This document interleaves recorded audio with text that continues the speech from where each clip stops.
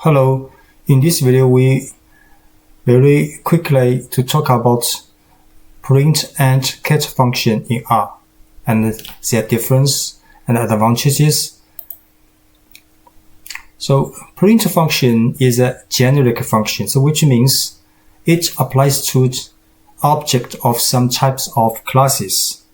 And if there is a function called print, for example, x is this class, so print x exists, and if we just print this object and we use this function in the return in the print x. But you just see print because I will find the print x function for this object and print the right form. But print has a limitation because it cannot print multiple objects, multiple information, only one object, because this is for the object. And the cat is an alternative that lets you to concatenate multiple items into a continuous object output. So let's see several simple example. So for example, we just type pi and run this, and I will know that it's the same as you use print pi. So if we call it print pi, we'll get the same results.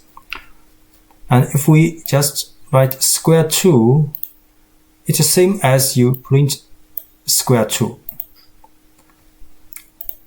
And R also knows how to print the right form for the different types of objects. For example, this is a matrix, and you use print this matrix.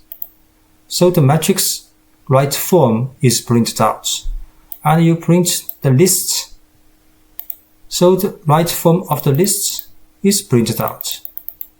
You need not to do anything about different format for different objects, because this is a generic function, and actually inside the list classes there is a print the list, inside the matrix and a print the matrix function. So this run two different functions for two different types of objects. But if you want to print several messages and concatenate it with a scalar results, you can try this. So this is not possible. So print is only for one object. But if we use cat, for example, we set a scalar a equals 3, and we cat information, and with this scalar times 2 and with another information concatenated together, then you will see this is quite right, because cat is applied to atomic results, atomic like scalar, like integer, like a float, or atomic elements.